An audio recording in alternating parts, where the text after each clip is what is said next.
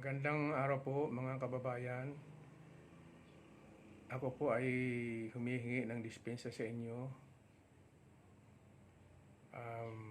Kasi po ang ginagamit ko sa pagbibigay sa inyo ng message ko ay cellphone lamang at wala pa akong mga instrumento para i-enhance ang aking vlog.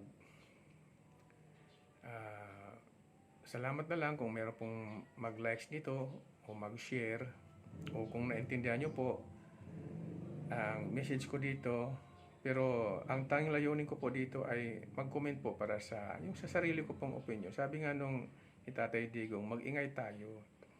Lalong-lalo na po ang mga naapektuhan sa taas ng mga bilihin, sa kurakot ng mga representatives at senators. Ang representatives po ay yung pong mga magnanakaw sa Kongreso, at ang mga senators po ay yung mga magnanakaw sa Senate. So, gusto ko lang pong ipaabot sa inyo ang sarili ko bang opinion, na hindi naman ako nakikialam sa mga opinion ng iba. Na ang opinion ko naman galing lamang din sa mga vlogs ng iba. Hango ko din naman sa mga balita. Ngayon po, medyo mainit po ang balita ngayon kasi gumagalaw na po yata ang Armed Forces of the Philippines at saka PNP. May nanawagan pong isang mayor na taga Baguio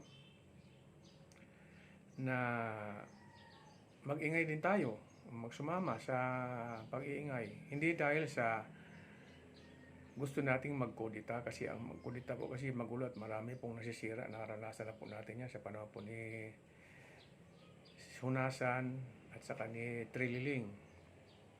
Marami pong medyo hindi magandang sabi nga nila, at ito naman po ay totoo, wala daw pong kudita na nagtatagumpay. Sabi nga nung ni Bisdak, totoo po yun, pero iba po ngayon, kasi apektado po nito ang pinaka maliit na mamamayan, pinaka-pobre, pinakamahirap na mamamayan ng Pilipinas. Mabuti na lang yung mga representatives, yung pong thieves ay pag magnanakaw yung thieves, T-H-I-E-V-S, thieves. Representatives, senators. Hindi ko naman po sinasabing lahat yan. Actually, may mga idol ako dyan sa Kongreso at saka dyan sa Senado May mga idol ako dyan, magagaling din. At sila ay talagang maka-Pilipino. Pero sabi nga ni Tatay Digong, may Pilipino ba dyan sa Kongreso? Ha? Wala po. Sa Senado, wala po. Lahat sila, wala silang pakialam sa kabuhayan, sa peace and order, sa mga droga.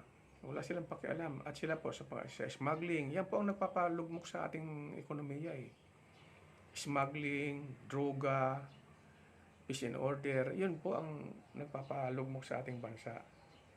Pero anong pakialam ng mga representatives at saka mga senators? Bahala na kayo, sabi ng mga siguro, iniisip nila, bahala na kayo, total mayroon kaming extraordinary expenses fund. Buhay ang aming pamilya. Oo nga, buhay ang pamilya nyo. Ang naghihirap naman ang mga mamamayang Pilipino. Kaya dapat po mga kababayan, hindi ko kayo hinihikayat na mag-alsa laban sa gobyerno, kundi mag-ingay lang po tayo upang magkaroon po ng liquidation with receipts po, kasi napaka-importante po yan. Yung COA, nagbibingi-bingihan, nagbubulag-bulagan kasi tinatakot din sila ng representatives at saka mga senators, kasi sila ang nagbibigay sila ang caretaker ng ating kayamanan Yung mga yan, mga magnanakaw sa Kongreso Ang Kongreso, dalawang kapulungan po yan, isang mababa at isang mataas na kapulungan. So, ayan po ang aking opinion lamang. Ito naman si Da Junior, alam naman niya na iisang presidente lamang ang gumawa ng paraan, ang lumaban sa mga issues kung dapat o hindi dapat ilibing si President Marcos din, President Ferdinand Edralin Marcos sa libingan ng mga bayani. Iisa lang po yun. Si PRRD lang po yun. Maraming kumontra sa kanya, pati yung mga dilawan, maraming kumontra, ipapahukay nga daw yung bangkay ng dating presidente at itatapon sa kung saan, ibabalik sa Ilocos. Ngayon, walang utang na loob talaga si Da Junior. Walang utang na loob. Hindi ko alam kung paano niya nasisikmura na ang kanyang pinsan ay pag nakawin ang kaban ng bayan. Kung saan inilalagay ang pera? O saan? $2 million. Ilagay doon sa universidad sa USA. 1.6 billion ang kanilang budget diyan sa Kongreso. At saka saan po nila dinadala ang perang yan? Sa mansyon, pagpapagawa ng mansyon, pagbibili ng mga magagarang kotse, pag-i-insure ng kanilang mga kaapu-apuhan para mabuhay na sila kahit mamatay man sila. Hindi nyo madadala ang perang yan. At ang perang po yan ay dapat i-liquidate nyo na may resibo kung saan nyo ginastos ang aming pera. Yan po yun. Kaya mag-ingay po tayo mga kababayan dahil tayo po lahat ay apektado. Apektado po tayong lahat. Dahil bawat mamamayang Pilipino, magmula sa pinakamaliit hanggang doon sa pinakamalaki, tayo po ay taxpayers. At yan ay napaliwanag ko po doon sa pangalawang contents ko. Magmula po sa pinakabababa, habang kumakain tayo, bumibili tayo ng bigas, nagbabayad po tayo ng buwis. Bumibili tayo ng ulam, nagbabayad po tayo ng buwis. Namamasahe po tayo, nagbabayad po tayo ng buwis. So, sino ba ang taxpayers? Tayo po. At sino ang kumakamkam ng ating mga buwis? Ang mga buwetre, ang mga tambaloslos sa Kongreso na tinotolerate ni Da Junior.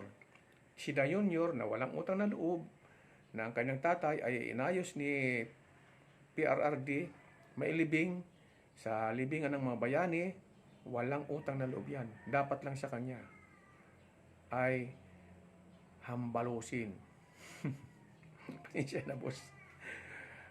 Dapat sa iyo talaga ibalik sa Hawaii. Hindi ko naman sinasabi na magkudita. Sabi nga ni Tatay Digong, huwag na tayo ng magulong pamamaraan. Mag-ingay lang tayo. Tulungan lang siya. Magtulungan po tayo upang tulungan po si Tatay Digong na magkaroon po ng liquidation ang lahat ng mga pera na ninanakaw o kinukuha o ginagastos ng mga buwetre sa Kongreso. At saka magkano po yung confidential fund ni PBBM? Saan po niya dinadala yan? Sa mga travels niya? At anong ekonomiya ang kanyang nadala sa Pilipinas? Di ba? Wala po. Pasamantala po, yan na po muna ang aking. Kasi masyado, ang pagmahaba masyado, pinuputol na po yan ng FB, pinuputol na po yan ng YouTube. Maraming salamat po sa inyo.